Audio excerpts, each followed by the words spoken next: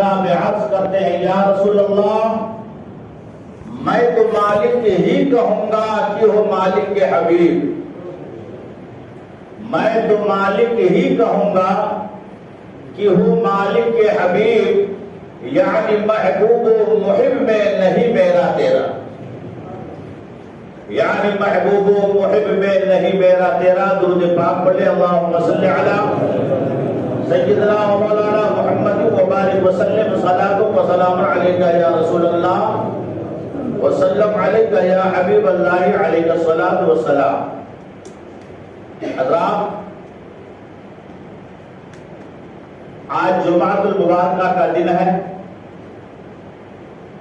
مبارک دن ہے، مبارک ساعت ہے، مبارک تاریخ ہے، مبارک گھڑی ہے، اور ان مبارک ساعتوں میں ہم اور آپ سب لوگ شرکت کی سعادتیں حاصل کر رہے ہیں۔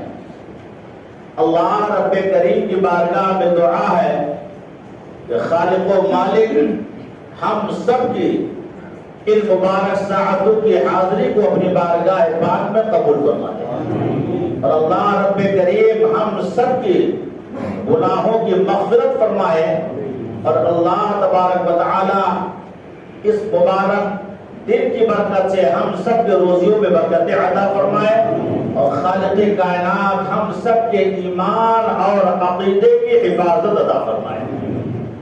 میرے عزیزوں، میں نے قرآن عظیم کی جس آیت مقدسہ کو اپنا موضوع سخن بنایا ہے، آج کا ہمارا موضوع ہے عقیدہ ختم نبوت۔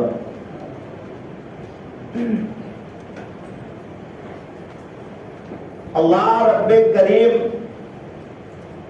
اپنے کلام پاک میں ارشاد فرماتا ہے محمد الرسول اللہ۔ ہاتھ مت چومنا، اٹھا مت چومنا۔ قرآنی آیات کو جب پڑھا جائے تو آپ کو صرف سننا واجب ہے، انگوٹھا چومنا واجب ہے۔ ایسے خطبہ کے درمیان جب حضور کا نام پاک آئے تو اپنے دل میں پڑھ لیا کرو، انگوٹھا چومنا ضروری نہیں۔ میں قرآن عظیم کی آیت پڑھ رہا ہوں، محمد الرسول اللہ۔ اس کا معنی کیا ہے؟ محمد اللہ کے رسول ہیں۔ یہ ہمارا اور آپ کا عقیدہ ہے، سارے مسلمانوں کا عقیدہ ہے۔ محمد اللہ کے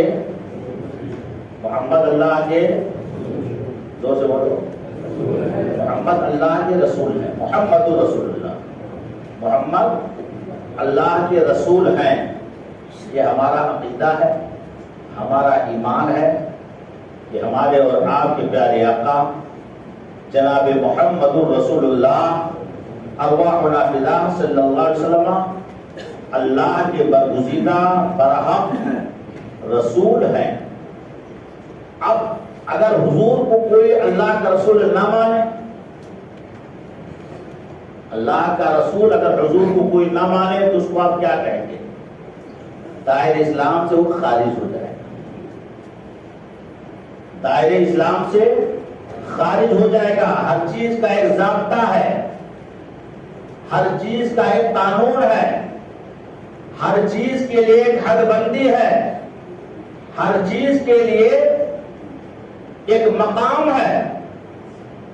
اللہ ارشاد فرماتا ہے میرے محبوب جناب محمد الرسول اللہ صلی اللہ علیہ وسلم کے تعلق سے رب ارشاد فرماتا ہے محمد اللہ کے رسول ہیں۔ یہ رب کا اٹل فیصلہ ہے، قانون خدا بندی ہے، رب کا فرمان ہے کہ محمد اللہ کے رسول ہیں۔ یہ خدا کا فیصلہ ہے، قرآن کا فیصلہ ہے۔ اب اگر کوئی شخص محمد صلی اللہ علیہ وسلم کو اللہ کا رسول نہ مانے تو گویا کہ اس نے خدا کے قول کا انکار کیا، خدا کی بات کا انکار کیا، گویا کہ اس نے قرآن کا انکار کیا۔ اور جو خدا کی بات کا انکار کرے یا خدا کے کلام کا انکار کرے یا قرآن کا انکار کرے گا، وہ شخص دائرہ اسلام سے خارج ہو جائے گا، وہ کافر ہو جائے گا۔ یہ اہل سنت والجماعت کا عقیدہ ہے۔ اس کا عقیدہ ہے، ذرا زور سے بولو، اہل سنت والجماعت کا متفقہ عقیدہ ہے کہ محمد صلی اللہ علیہ وسلم اللہ کے رسول ہیں، اور جو حضور کو جو شخص اللہ کا رسول نہ مانے گا وہ کافر ہو جائے گا۔ اسی طرح رب ارشاد فرماتا ہے وَمَا كَانَ مُحَمَّدٌ أَبَا أَحَدٍ مِّن رِّجَالِكُمْ وَلَٰكِن رَّسُولَ اللَّهِ وَخَاتَمَ النَّبِيِّينَ، اور محمد صلی اللہ علیہ وسلم تم مردوں میں سے، یعنی تم بالغ مردوں میں سے کسی کے باپ نہیں ہیں۔ میرے نبی آپ کے نبی، سارے دنیا کے مسلمانوں کے نبی، سارے دنیا کے سنیوں کے نبی مردوں میں سے، چونکہ رجال کا لفظ آیا ہے، رجل کا لفظ آیا ہے، اور جو لوگ پڑھے لکھے وہ جانتے ہیں کہ رجل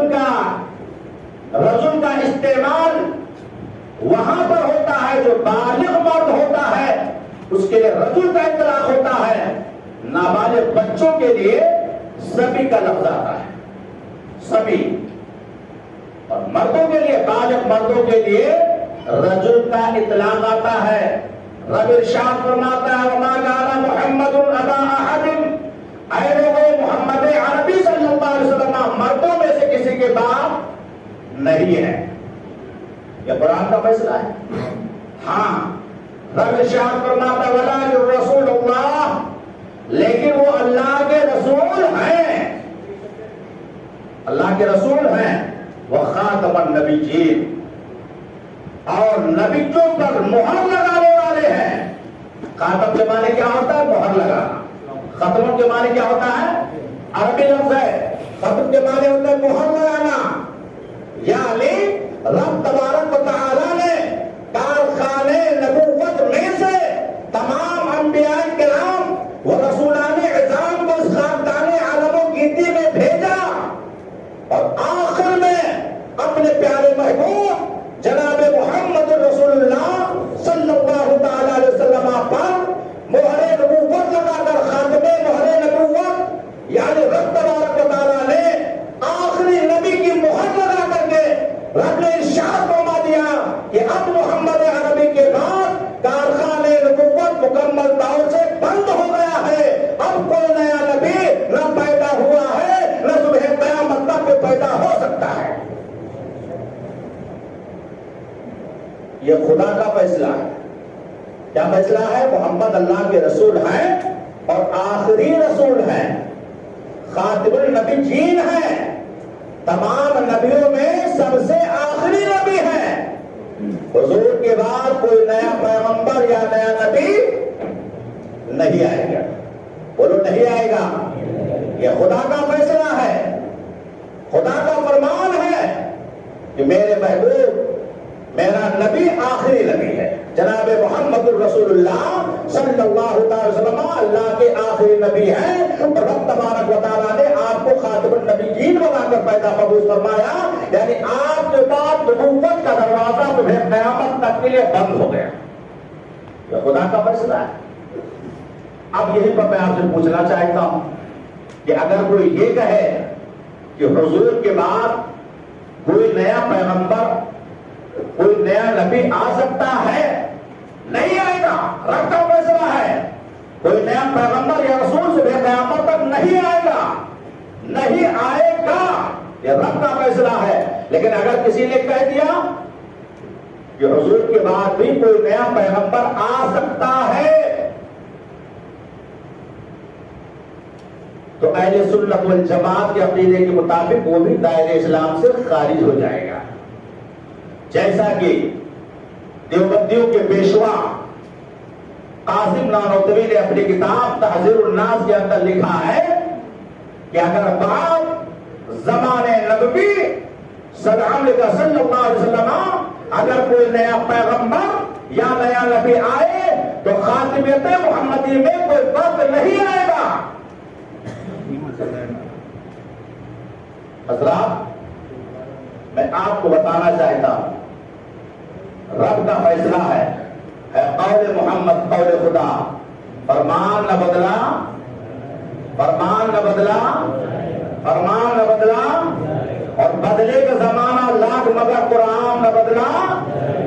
اے قوم محمد قوم خدا، فرمان نہ بدلا جائے گا اور بدلے گا زمانہ لاکھ مگر قرآن نہ بدلا جائے گا۔ میرے آقا صلی اللہ تعالی علیہ وسلم، بخاری شریف کی بھی حدیث ہے، مسلم شریف کی بھی حدیث ہے، ترمذی شریف کی بھی حدیث ہے، ابن ماجہ کی بھی حدیث ہے۔ میرے آقا ارشاد فرماتے ہیں انا خاتم النبیین ولا نبی بعدی، حضور فرماتے ہیں رب تبارک و تعالیٰ نے مجھے خاتم النبیین بنا کر کے دنیا میں مبعوث فرمایا، اور میرے آقا فرماتے لا نبی بعدی، میرے بعد کوئی نیا نبی نہیں ہو سکتا، میں سب سے آخری نبی ہوں۔ اور سوال یہ پیدا ہوتا ہے، بہت سارے کہنے والوں نے کہا کہ آپ نے کہا قرآن فرماتا ہے محمد صلی اللہ علیہ وسلم مردوں میں سے کسی کے باپ نہیں ہیں، مردوں میں سے کسی کے باپ نہیں ہیں، حالانکہ حضرت زید بن حارثہ حضور کے بیٹے تھے، حضرت زید بن حارثہ حضور کے بیٹے تھے۔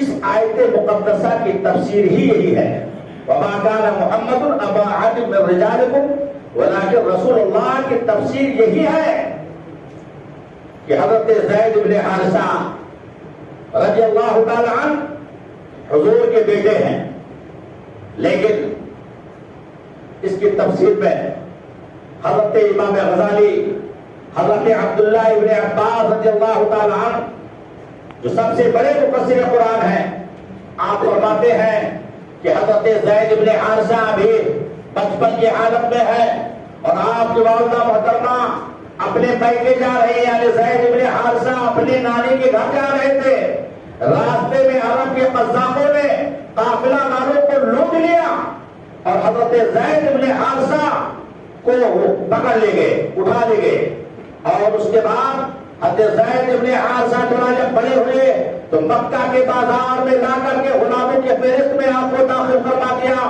مکہ کے بازار میں آپ کی بولی لگائے گئے۔ اس وقت مکہ کی رئیسہ حضرت سیدہ خدیجہ الکبریٰ رضی اللہ تعالیٰ عنہا نے ان کو ایک غلام کی ضرورت تھی، اور آپ کو جب خبر ہوئی تو آپ نے حضرت زید بن حارثہ کو خرید کر کے اپنے غلامی میں داخل فرما لیا۔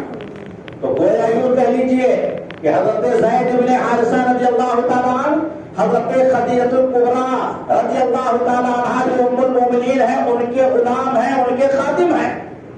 لیکن جب حضرت سیدہ خدیجہ الکبریٰ رضی اللہ تعالیٰ عنہا کا نکاح میرے آقا صلی اللہ تعالیٰ علیہ وسلم سے ہو گیا تو حضرت خدیجہ نے حضرت زید بن حارثہ کو حضور کی خدمت میں تو قتل پیش کر دیا کہ یا رسول اللہ صلی اللہ علیہ وسلم، یہ زید بن حارثہ بڑا اچھا غلام ہے، بڑا اچھا نوکر ہے، بڑا اچھا طبیعت، بڑے اچھے طبیعت کا انسان ہے، یہ آپ کے ساتھ رہے گا، آپ کی خدمت میں رہے گا، چھوٹے موٹے جو حضور کے کام ہے اس کو بحسن و خوبی انجام دے دے گا، یا رسول اللہ اس غلام کو قبول فرما لیجئے۔ اللہ اکبر۔ حضرت زید بن حارثہ رضی اللہ تعالیٰ عنہ کو ہم کو میرے نبی صلی اللہ علیہ وسلم نے اپنے غلامی میں قبول فرما لیا۔ حضرت زید بن حارثہ کو حضور نے اپنے غلامی میں قبول فرما لیا۔ کسی نے کیا خوب کہا ہے، جب تک بکا نہ تھا تو کوئی پوچھتا نہ تھا، سبحان اللہ، جب تک بکا نہ تھا تو کوئی پوچھتا نہ تھا، اور اے میرے آقا تم نے خرید کر ہمیں انمول کر دیا، تم نے خرید کر ہمیں انمول کر دیا۔ حضرات گرامی، اب حضرت زید بن حارثہ رضی اللہ تعالیٰ عنہ حضور کی خدمت میں رہنے لگے، حضور کی معیت میں رہنے لگے، حضور کی صحبت میں رہنے لگے۔ حضرات گرامی وقار، جب اس کی خبر مکہ میں عرب کے دور دور سے تاجروں کا قافلہ آیا کرتا تھا، حضرت حارثہ کے چھوٹے بیٹے، چھوٹے بھائی، وہ بھی مکہ میں تجارت کی غرض سے آئے ہوئے تھے۔ رسول اللہ صلی اللہ علیہ وسلم کے گھر کے پاس سے ان کا گزر ہوا، اور اسی اثنا میں اچانک زید بن حارثہ نکل پڑے۔ جب آپ کے چچا نے آپ کو دیکھا تو پہچان گئے، اور لوگوں سے پوچھا یہ کس کا گھر ہے، تو لوگوں نے بتایا یہ جناب محمد رسول اللہ صلی اللہ علیہ وسلم کا کاشان مبارکہ ہے۔ اللہ اکبر۔ انہوں نے جگہ کو پتہ لگا لیا، گھر کا پتہ نکل لیا، گھر کا نقشہ پتہ لگا لیا، چونکہ معاملہ یہ تھا کہ حضرت زید بن حارثہ جب سے گم ہو گئے تھے، یا قافلے والوں سے بچھڑ گئے تھے، آپ کی والدہ محترمہ آپ کی محبت میں اس قدر نڈھال ہو گئے تھے کہ حضرت زید بن حارثہ کی محبت میں روتے روتے ان کی دونوں آنکھیں بہہ گئی تھی، وہ دونوں آنکھوں سے نابینا ہو گئے تھے، اور حضرت زید بن حارثہ کے والد گرامی حارثہ کا حال یہ تھا کہ اس قدر غم میں نڈھال ہو گئے تھے کہ چلنے پھرنے کی طاقت نہ تھی۔ اللہ اکبر! جب آپ کے چچا نے آپ کو مکے میں دیکھا تو ترنت اپنا ذات راہ باندھا، اپنے قبیلے میں پہنچے، حارثہ کے پاس پہنچے اور حارثہ سے کہا کہ بہت بڑی خبر لے کر آیا ہو۔ کہا کیا؟ کہا تمہارے بیٹے زید کا پتہ لگ گیا ہے، مکہ میں نے سنا ہے محمد نام کا ایک شخص ہے، ان کے یہاں تمہارا بیٹا غلام ہے، نوکر ہے۔ اللہ اکبر! زید بن حارثہ، زید کے والد گرامی حضرت حارثہ نے اپنا رخت سفر باندھا اور بہت زیادہ مال و دولت لیا، اور لینے کے بعد کہا کہ ہم اتنے دن جب دولت مانگیں گے ہم اپنے بیٹے حارثہ کو چھڑانے کے لیے ساری دولت قربان کر دیں گے، اپنے بیٹے حارثہ کو لے کر آئیں گے۔ عزیزان گرامی اوقات، حضرت حارثہ رضی اللہ تعالیٰ عنہ وہ حضرت زید بن زید حضور کی خدمت میں تھے، آپ کے والد گرامی اور اس کے ساتھ آپ کے چچا، آپ کے پھوپھا اور بہت سارے لوگوں کا قافلہ حضور کی بارگاہ میں حاضر ہوا۔ میرے آقا صلی اللہ علیہ وسلم کی بارگاہ میں جب حاضر ہوئے وہ لوگ، سرکار نے پوچھا کس مقصد کے لیے آئے ہو؟ ان لوگوں نے کہا میں اپنے بیٹے زید کے لیے لے کر آیا ہوں، اور یہ رومیوں کا کٹھا ہے، آپ کی بارگاہ میں لے کر آیا ہوں، آپ اسے قبول فرما لیجئے اور میرے بیٹے زید کو میرے حوالے فرما دیجئے۔ اللہ اکبر! میرے آقا رحمت عالم صلی اللہ علیہ وسلم نے ان لوگوں کو دیکھا، اور دیکھنے کے بعد آپ نے فرمایا، حضور نے فرمایا ٹھہرو، ابھی زید ابن حارثہ آ رہے ہیں۔ اللہ اکبر! کچھ دیر کے بعد زید ابن حارثہ حضور کی بارگاہ میں حاضر ہوئے۔ کیا دیکھا؟ لوگوں کی ایک جمعیت بیٹھی ہوئی ہے، ان میں زید کے والد گرامی حارثہ بھی موجود ہے، ان کے چچا بھی موجود ہے، ان کے پھوپھا بھی موجود ہے، ان کے ماموں بھی موجود ہے، اور بہت سارے لوگ ان کے ساتھ میں جو آئے ہوئے تھے وہ لوگ تھے۔ اللہ اکبر! اب اس کے بعد حارثہ کھڑے ہوئے، اپنے دونوں ہاتھوں کو باندھ کر کے حضور کی خدمت میں عرض کیا کہ میں آپ کی بارگاہ میں یہ رومیوں کا پوتلا لے کر آیا ہوں، آپ اسے قبول فرما لیجیے اور اس کے بغض میں ہمارے بیٹے کو آپ آزاد فرما دیجیے۔ اللہ اکبر! میرے آقا رحمت عالم صلی اللہ علیہ وسلم نے ارشاد فرمایا کہ مجھے تمہارے روپے کی ضرورت نہیں ہے، تمہارے درہم و دنانیر کی ضرورت نہیں ہے، تمہارے روپے پیسے کی ضرورت نہیں ہے، یہ تمہارا بیٹا زید ہے، تم ان سے ان کی رضا پوچھ لو، اگر وہ جانے کے لیے تیار ہے تو ہماری طرف سے بخشش تو اجازت ہے، تم ان کو لے جا سکتے ہو، ہماری طرف سے مکمل آزادی ہے۔ عزیزان گرامی وقار، جب زید ابن حضرت زید رضی اللہ تعالیٰ عنہ سے ان کے والد حضرت حارثہ نے کہا بیٹا اٹھو، میں تمہارا باپ ہوں۔ اللہ اکبر! تمہاری والدہ تمہارے غم میں روتے روتے دونوں آنکھیں اپنی کھو چکی ہے، بڑے زمانے کے بعد تمہارا دیدار ہوا ہے، میرے لاڈلے شہزادے، تم کو آزاد کرانے کے لیے اپنی ساری دولت کو تمہارے قدموں میں قربان کر دوں گا، لیکن آج میں تم کو اپنے گھر پر لے کر ہی جاؤں گا۔ عزیزان ملت اسلامیہ، زید ابن حارثہ سے ایک مرتبہ کہا بیٹا اٹھو، چلنے کے لیے تیار ہو جاؤ۔ حضرت زید ابن حارثہ رضی اللہ تعالیٰ عنہ بیچ میں بیٹھے ہوئے ہیں، ایک طرف آقا کائنات تشریف فرما ہے اور دوسری طرف زید ابن حارثہ کے والد حارثہ بیٹھے ہوئے ہیں۔ اللہ اکبر! حضرت زید کھڑے ہوتے ہیں اور ایک طرف اپنے والد گرامی کا چہرہ دیکھتے ہیں اور دوسری طرف وہ کوہر والے چہرے والے مصطفیٰ کو دیکھتے ہیں۔ حضرت حارثہ خاموش ہو جاتے ہیں، دوسری بار زید سے پوچھا گیا، خاموش ہو جاتے ہیں، تیسری مرتبہ پوچھا گیا زید کیوں نہیں بول رہے ہو، کیا تم کو چلنے کے لیے تیار نہیں ہو؟ حضرت زید ابن حارثہ نے عرض کیا جس کو میرے اعلیٰ حضرت امام اشرف محمد امام محمد رضا خان علیہ رحمت الرضوان نے ارشاد فرمایا ہے تیرے قدموں میں پڑے غیر کی ٹھوکر میں نہ ڈال، یا رسول اللہ تیرے قدموں میں پڑے غیر کی ٹھوکر میں نہ ڈال، جن کی آنکھیں کہاں چھوڑ کے قدموں رستہ تیرا۔ عزیزان ملت اسلامیہ، حضرت زید ابن حارثہ نے اپنے حالقان سے کہا یا رسول اللہ آپ کے غلامی کو چھوڑ کر کے میں کیسے جا سکتا ہوں؟ اللہ اکبر! حضرت حارثہ پریشان ہو جاتے ہیں، حضور کی بارگاہ میں دوبارہ عرض کرتے ہیں میرے آقا صلی اللہ علیہ وسلم نے ارشاد فرمایا اگر زید جانے کے لیے تیار نہیں ہے تو میں انہیں جانے کے لیے مجبور نہیں کر سکتا ہوں۔ ہاں ایک معاملہ یہ ہے کہ بیچ کا راستہ اپنایا جائے، زید کو تم لے کر جاؤ، کچھ دن زید تمہارے یہاں رہیں گے اور جب وہاں سے ان کا دل بچھڑ جائے گا تو پھر ہمارے یہاں آ جائیں گے۔ عزیزان ملت اسلامیہ، اس وقت میرے آقا صلی اللہ علیہ وسلم نے حضرت زید بن حارثہ کے ہاتھ کو پکڑا اور حضور خانے کعبہ کے پاس تشریف لائے، غلاف کعبہ کو پکڑ کر کے میرے مصطفیٰ جان رحمت صلی اللہ تعالی علیہ وسلم نے نے ارشاد فرمایا تھا، خانہ کعبہ کے غلاف کو پکڑ کر ارشاد فرمایا تھا کہ اے لوگوں سنو، آج سے زید بن حارثہ میرا غلام نہیں ہے، بلکہ آج میں اعلان کرتا ہوں کہ زید بن حارثہ آج سے میرا بیٹا ہے،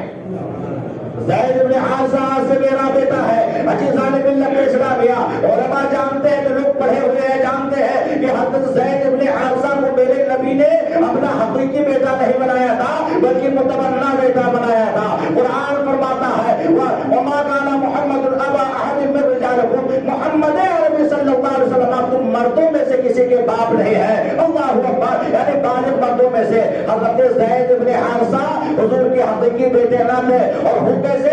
حضرت زید بن حارثہ کی شادی ہوئی اور کچھ دنوں کے بعد حضرت زید بن حارثہ ان کی بیوی کے درمیان لا اتفاقی پیدا ہو گئی اور حضرت زید بن حارثہ نے اپنی بیوی کو طلاق دے دیا۔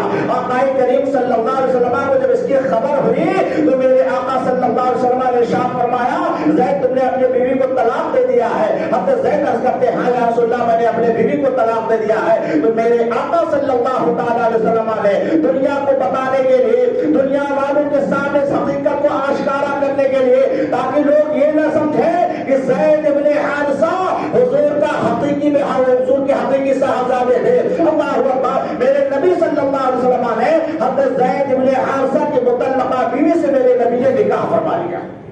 اب آپ اندازہ کر سکتے ہیں اگر کسی کا حقیقی بیٹا ہو اور اگر بیٹے نے اپنی بیوی کو طلاق دے دیا تو صبح قیامت تک وہ بیوی باپ کے اوپر حرام ہو جاتی، باپ اسے نکاح نہیں کر سکتا ہے۔ لیکن میرے آقا صلی اللہ علیہ وسلم نے حضرت زید بن حارثہ کی مطلقہ بیوی سے حضور نے نکاح فرمایا اور نکاح فرما کر یہ بتا دیا کہ قرآن کا جو فیصلہ ہے وہ عدل فیصلہ ہے، قرآن کا جو فیصلہ ہے حق فیصلہ ہے، قرآن کا جو فیصلہ ہے وہ صحیح فیصلہ ہے کہ محمد عربی صلی اللہ علیہ وسلم بالغ مردوں میں سے کسی کے باپ نہیں ہے۔ جو ذہن میں بات رکھتا ہے کہ زید بن حارثہ حضور کے حقیقی بیٹے ہیں، حضور کے حقیقی بیٹے نہیں ہیں، اگر حضور کے حقیقی بیٹے ہوتے تو اپنے زید بن حارثہ کی مطلقہ بیوی سے میرے نبی نے نکاح نہ فرمایا ہوتا۔ عزیزان ملت اسلامیہ، میں یہ کہنا چاہتا ہوں کہ میرے آقا خاتم النبیین ہے، حضور اکرم صلی اللہ علیہ وسلم کی حدیث پاک ہے، رات یہ مسجد کی جھولی ہے اور آپ بخوبی جانتے ہیں مسجد کے اخراجات آپ بھی حضرات کے تعاون کے اوپر منحصر ہے۔ آپ حضرات جتنی توجہ کے ساتھ، جتنی محبت کے ساتھ آپ مسجد میں تعاون فرمائیں گے اور جو پیسہ آپ دیں گے اللہ تبارک و تعالیٰ اس کا بدل تو آپ کو عطا فرمائے گا ہی، لیکن جو روپیہ بھی آپ دے سکتے ہیں اپنے مرحومین کے نام سے بھی ایصال ثواب کی خاطر اگر اس ڈبے میں پیسہ ڈالیں گے تو رب تبارک و تعالیٰ مسجد میں تعاون کی برکت سے آپ کے مرحوم ماں باپ اور دادا دادی پردادا پردادی کی اللہ پاک اس عطیے کے سبب سے ان کی بخشش فرما کر انہیں جنت عطا فرمائے گا۔ تو آپ لوگ مسجد میں تعاون کریں، دل کھول کر کریں، اللہ تبارک و تعالیٰ کہ کارخانے قدرت میں کسی چیز کی کمی نہیں ہے۔ آپ ڈالیں گے، اگر 1 روپیہ ڈالیں گے تو اللہ اس کے عوض میں ہزاروں روپیہ آپ کو عطا فرمائے گا، اور کہاں سے عطا فرمائے گا کسی کو خبر نہیں، میرے مولا کو خبر ہے۔ درود پاک پڑھیے، اللہم صلی علی سیدنا مولانا محمد وبارک وسلم، صلاۃ و سلام علیکہ یا رسول اللہ۔ تو میں حدیث پاک پیش کر رہا ہوں، میرے آقا صلی اللہ علیہ وسلم نے ارشاد فرمایا میں آخری نبی ہوں، میرے بعد کوئی نبی نہیں ہوگا۔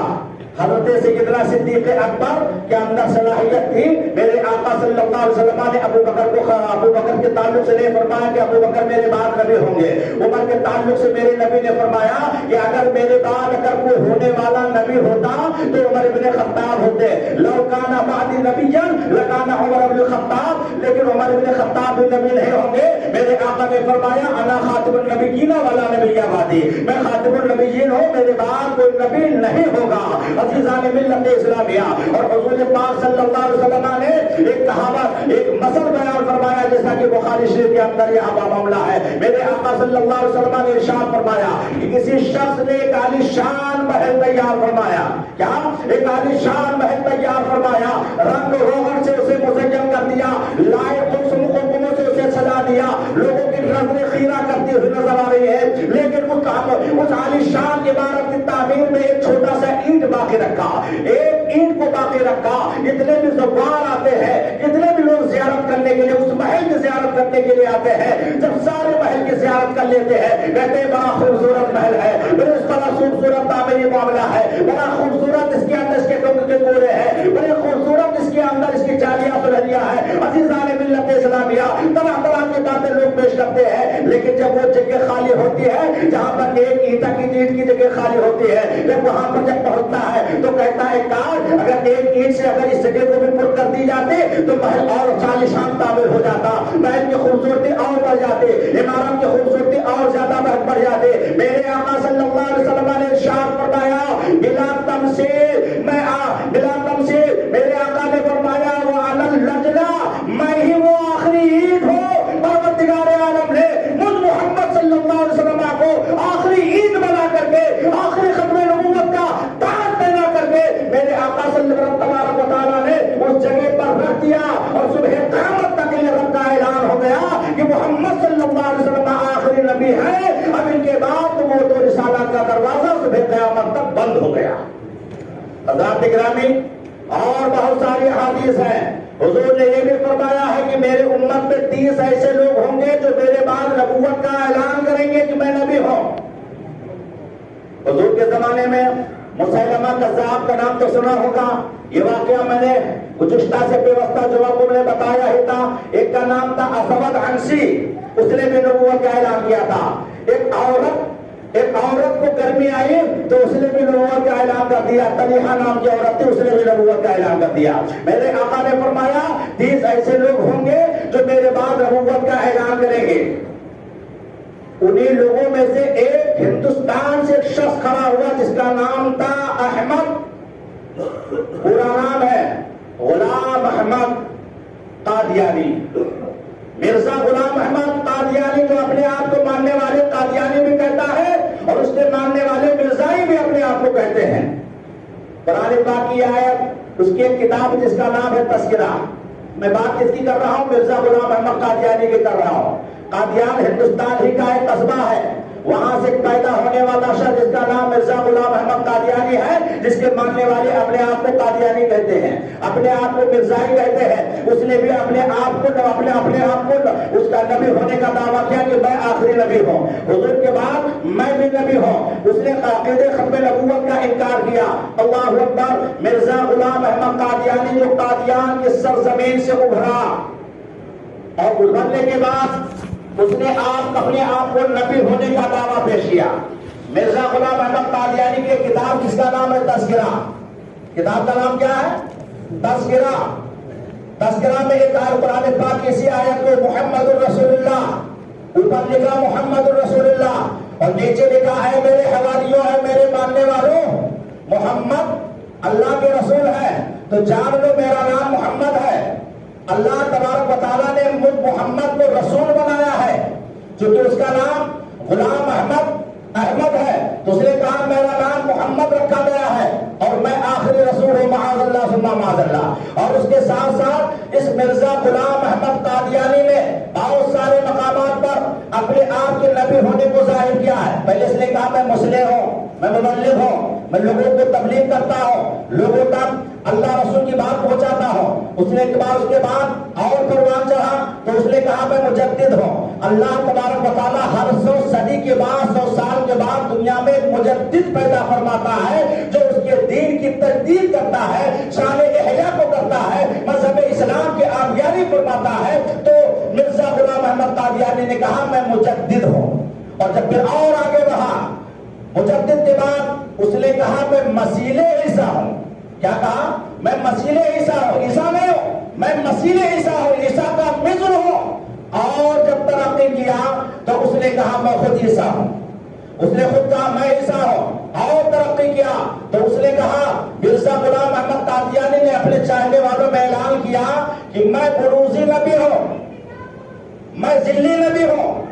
ذلی نبی یعنی حضور کا سایہ نہیں تھا، حضور کا سایہ نہیں تھا۔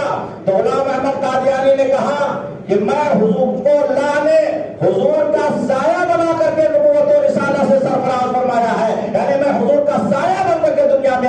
معاذ اللہ، بولو معاذ اللہ ثم معاذ اللہ، زور سے بولو معاذ اللہ۔ ایسا اگر کوئی شخص عقیدہ رکھے تو کیا وہ مسلمان ہوگا؟ زور سے بولو، مسلمان ہوگا؟ ہرگز مسلمان نہیں ہو سکتا ہے۔ اس جماعت کے قادیانی لوگوں میں سے بہت ساری تحریکیں آج ہندوستان کے اندر گلی گلی کوچوں میں شہروں میں وہ بہروپیوں کا روپ دھار کر کے وہ آ گئے ہیں، چونکہ ان کے اوپر انگریزوں کا ہاتھ ہے، ان کے اوپر یہودیوں کا ہاتھ ہے، مکمل طور سے ان کی پشت پناہی یہودیت کا بھی کر رہی ہے۔ عزیزان ملت اسلامیہ، پھر جب مرزا غلام احمد قادیانی اور آگے بڑھا تو اس نے کہا کہ میں بروزی نبی ہوں، یعنی محمد صلی اللہ علیہ وسلم ظاہری طور پر دنیا والوں کی نظروں سے تو اوجھل ہو گئے ہیں، لیکن اللہ نے پھر مجھ کو دوبارہ ظاہر کر کے اور محمد کی طرح دوسرا نبی بنا کر دنیا میں پیدا فرمایا ہے۔ معاذ اللہ ثم معاذ اللہ، معاذ اللہ ثم معاذ اللہ۔ حضرات گرامی، وہ مرزا غلام احمد قادیانی جس کے تعلق سے ہر زمانے میں ہر قرن میں علماء کرام نے اس کی مذمت کیا ہے، ہر زمانے میں علماء اہل سنت والجماعت نے اس کی تنظیم فرمائی ہے، چونکہ یہ قرآن کا فیصلہ ہے، آخری فیصلہ ہے، اٹل فیصلہ ہے کہ میرے آقا جناب محمد رسول اللہ صلی اللہ علیہ وسلم اللہ کے آخری نبی ہے، اور حضور کے بعد نبوت و رسالت کا دروازہ صبح قیامت تک بند ہو گیا ہے۔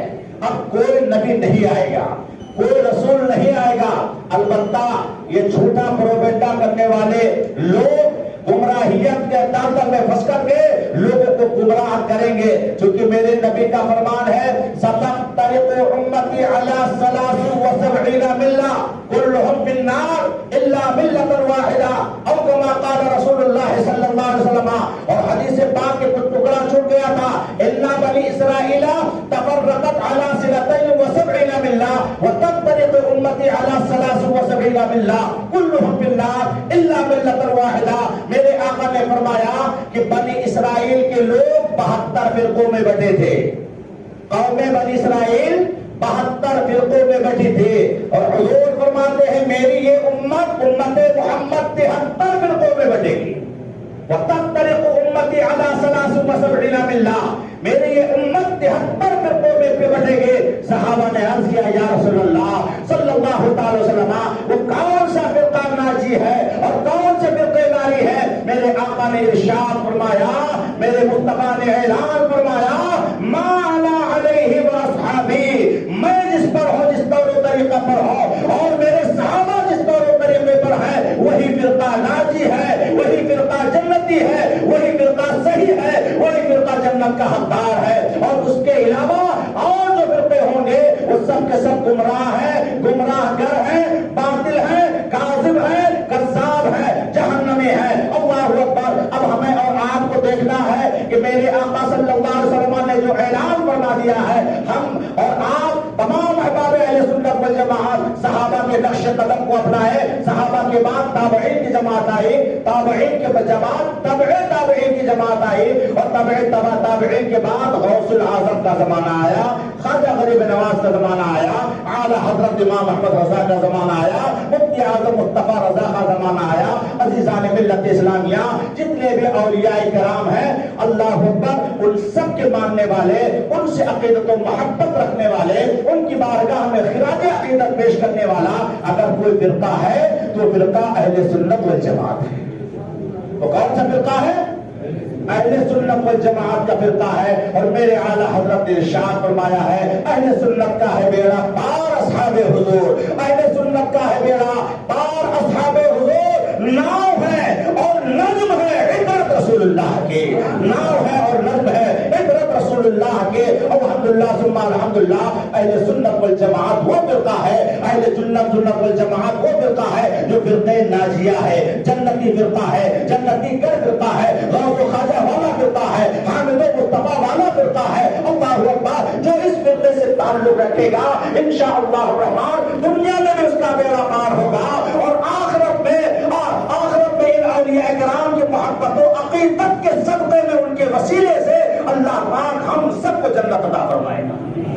اسی پر میں اپنی بات کو ختم کرتا ہوں، لیکن میرے عزیزوں، میرے بھائیوں، میرے بزرگوں، جو فرقہ قادیانی جو فرقہ ہے بڑی زور و شور کے ساتھ اپنی تبلیغ کرتا ہوا نظر آ رہا ہے. بہت سارے فرقے ہیں لیکن یہ فرقہ ایسا ہے جس فرقے کے بانی مرزا غلام احمد قادیانی نے اپنے آپ کو نبی ہونے کا دعویٰ کیا ہے کہ میں آخری نبی ہوں.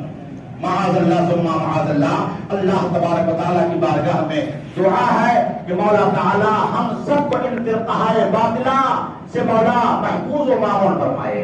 ہم سب کے ایمان و عقیدے کی حفاظت عطا فرمائے. اور بہترین اور اچھا طریقہ میرے بھائیو یہ ہے جو میرے امام عشق و محبت منبع فیض و کرامت سیدی سرکار اعلی حضرت امام محمد رضا خان فاضل بریلوی علیہ رحمۃ الرضوان نے جو ہمیں حکم فرمایا ہے ان احکام کی پیروی کریں. انشاءاللہ الرحمن اگر مسلک اعلی حضرت اگر اپنے دھاتوں میں مضبوطی سے پکڑے رہیں گے تو انشاءاللہ الرحمن کوئی بھی باطل فرقہ ہمارا بال بھی بیگا نہیں کر سکتا ہے انشاءاللہ. اس لیے ہمیں اور آپ کو مسلک اعلی حضرت امام احمد رضا کو مضبوطی کے ساتھ پکڑنا ہے اور اسی پر مرتے دم تک قائم رہنا ہے اور اپنے بچوں کو اپنے آنے والی نسلوں کو بھی مسلک اعلی حضرت کی ترویج و اشاعت کے لیے وصیت کر کے جانا ہے. اللہ تبارک و تعالیٰ کی بارگاہ میں دعا ہے کہ